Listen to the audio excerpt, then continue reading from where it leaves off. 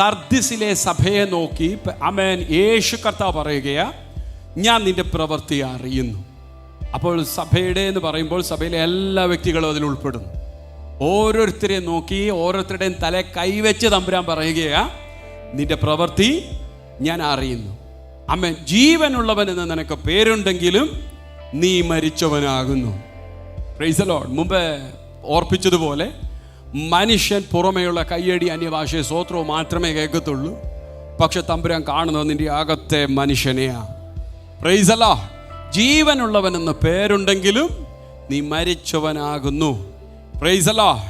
എന്നിട്ട് പറയുക, ഉണർന്നുകൊള്ളുക, ചാവാറായ ശേഷിപ്പുകളെ ശക്തീകരിക്കുക. ഞാൻ നിന്റെ പ്രവൃത്തി എൻ്റെ ദൈവത്തിൻ്റെ സന്നിധിയിൽ പൂർണ്ണതയുള്ളതായി കണ്ടിട്ടില്ല. മാനസാന്തരപ്പെടുകയും ചെയ്യുക. നീ ഉണരാതിരുന്നാൽ ഞാൻ കള്ളനെ പോലെ വരും. ഏത് നാഴികയ്ക്ക് നിന്റെ മേൽ വരുമെന്ന് നീ അറിയുകയുമില്ല. എങ്കിലും ഉടുപ്പ് മലിനമാകാത്ത ചിലർ കുറെ പേർ സർദിസിൽ നിനക്കുണ്ട്.